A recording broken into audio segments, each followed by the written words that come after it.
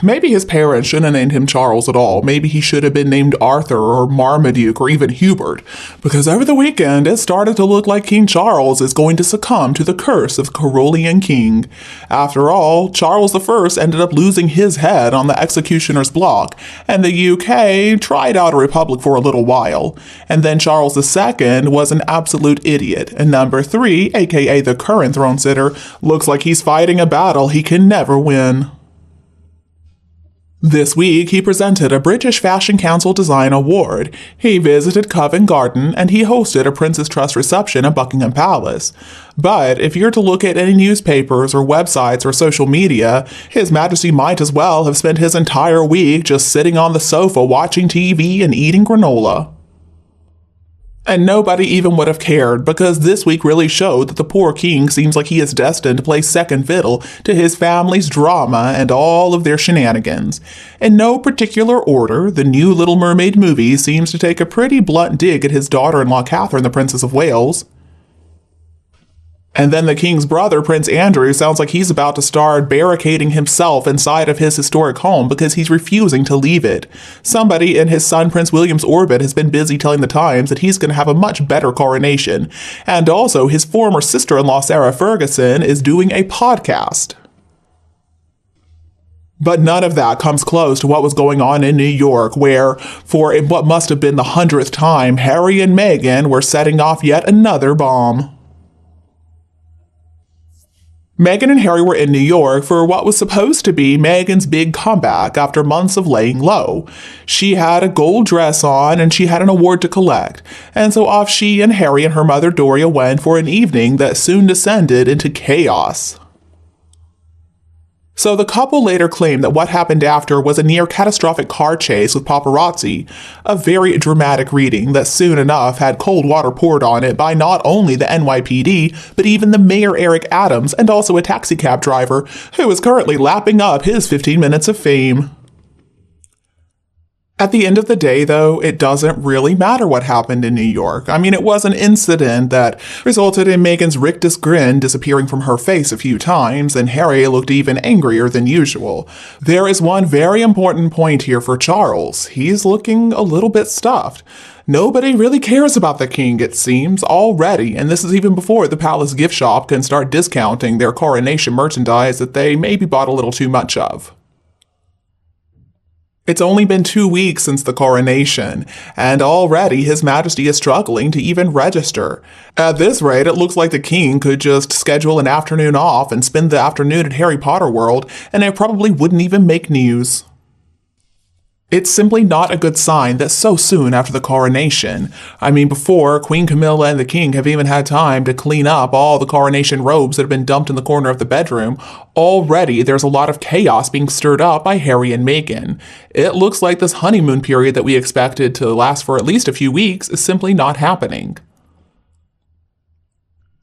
It doesn't really take a genius to figure out who is the biggest, who's the loudest, who is the most persistent source of chaos, because there are really only 2 names that can possibly fit that description. And of course, I'm talking about the gruesome twosome, the Montecito Moaners, Harry and Meghan Markle.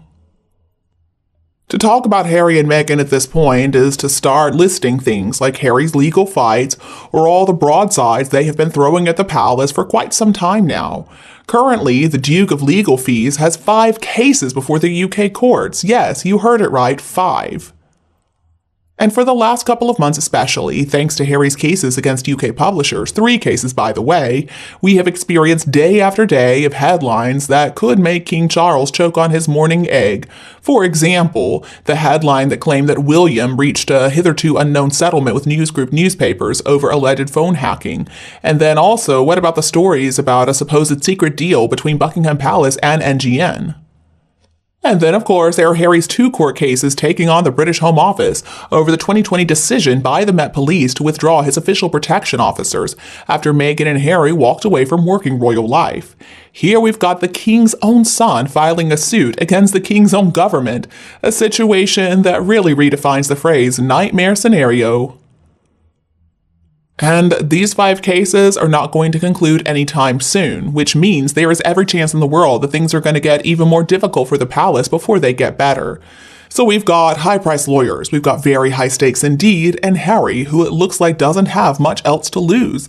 The potential for more humiliating or unflattering details to come out about the inner workings of the monarchy and how the royal sausage is really made is off the charts right now. And all of this is even before Harry becomes the first senior member of the royal family in 130 years to take the stand. That will happen next month. The way things are going right now with the gruesome twosome, it looks like there's not much the king could possibly do to get the attention back on him and Camilla. And it's not really helping matters that the king's other son, William, along with Catherine, has been busy staging a digital coup. All of a sudden, their Kensington Palace office are grinding out these high-gloss social media stories, and they are pretty distracting. So let's try to take a step back and look at the big picture here. At best, the king may have about 20 years of reigning to do before his life comes to an end, so he has a pretty brief window to make his mark. And let's consider what would happen if His Majesty passed away tomorrow. Well, he would mostly be remembered for his marital problems and the fact that one of his sons has made millions telling the world what a horrible father he was. And that, my friends, is not a legacy that he wants to leave behind. So if he wants to replace that with a legacy of being a visionary monarch who led the charge on climate crisis, for example, or met the greatest threat of the modern age with all the backbone and strength of some kind of knight, then he needs people to listen to him. He needs people to be interested. He needs people to be paying attention. But who really cares about a well-meaning elderly king whose car runs on cheese when there is this other addictive soap opera happening involving feuds and car chases and Instagram videos and a whole lot of royal dirt? So I feel like if the king came up with a way to reduce global carbon emissions in his backyard lab, and it just so happened to be announced the very same day that Harry and Meghan adopted 2 new children, Charles wouldn't even make the headlines. It doesn't matter how hard the king and queen work. It doesn't matter how hard they work on these meaningful, important issues that they're tackling, like the climate crisis and domestic violence. If the whole world is looking at Harry and Meghan, then you know what? It's not going to matter. And I feel bad for him. I mean, for more than 50 years, the king has waited. He has planned for this very moment, and now it's finally here. He finally gets a chance to put into action his vision of his being sovereign, and his kids look like they're about to push him off center stage. So I can't help but wonder, if Charles I was the treasonous king and Charles II was known as the merry monarch, then what in the world is Charles III going to end up being known as? Maybe the sideshow sovereign?